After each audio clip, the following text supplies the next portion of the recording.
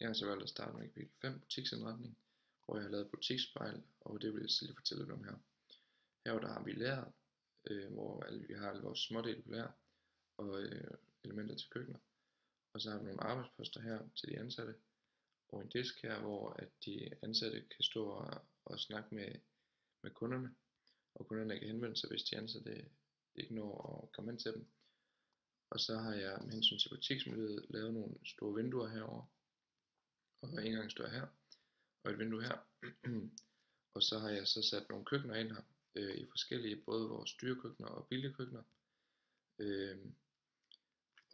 Så vil det så også med hensyn til lys, der har jeg jo så lavet de her store vinduer, og så vil der også være noget ovenlys her, sådan så at det bliver så vi har styr på vores grundbelysning. Og med hensyn til lyd, der vil jeg gerne have noget musak, som er en svag instrumentel baggrundsmusik, som gør, at det ikke skal gå og stresse så meget inde.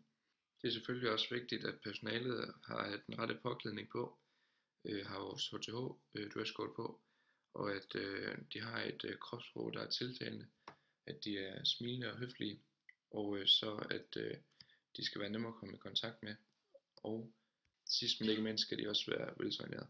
Og det andet kapitel, jeg så har valgt, er kapitel 4, personligt salg og kundebetjening. De tre T'er. De tre T'er står for tillid, troværdighed og tryghed.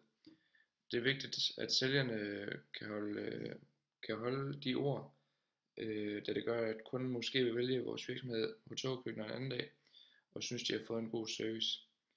Og det vil jeg selvfølgelig gøre ved hjælp af informationsstrøm, at de ansatte kender vores idéer og konceptet bag virksomheden og vores organisation. Og der skal de ansatte selvfølgelig også være smilende og lytte til, hvad kunden har at sige. Og så kommer vi til rådgivende salg. Hos togkøkkener, der har vi rådgivende salg i og med, at kunderne ikke sådan selv kan tage stilling til det, at de skal have noget videre af sælgerne. Og det vil jeg gøre ved, at jeg selvfølgelig fortæller de ansatte omkring de nye ting, de nye køkkener, vi har fået, så de kan fortælle det på den bedste måde videre til vores kunder. Salgstrappen. Salgstrappen er inddelt i 3 faser. Den indledende fase, den gennemførende fase og den afsluttende fase.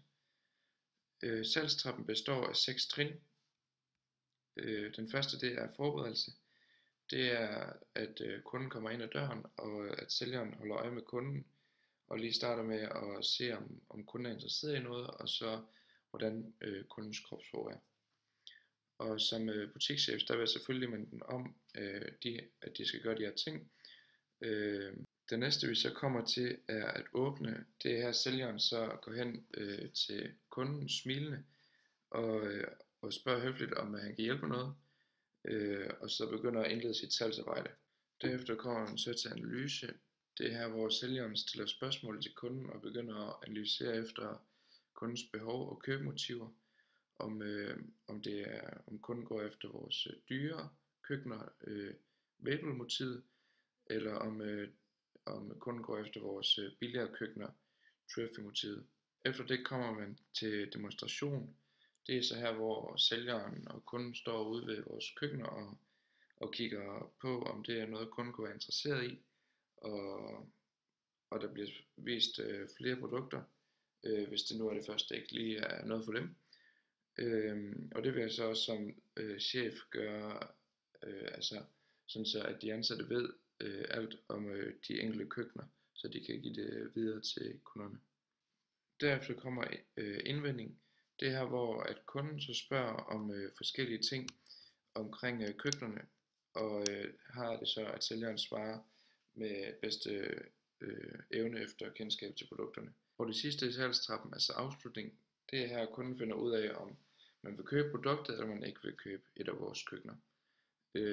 Uanset om kunden ønsker at købe en af vores køkkener, så skal vi være positive over for kunden, så at de stadig kan være tilfredse og synes, de har været i god behandling. Måske kan de så komme en anden dag, eller anbefale os videre til nogen andre. Hvis de køber, så er det så også her, at betaling og leveringsaftalerne kommer til at ske.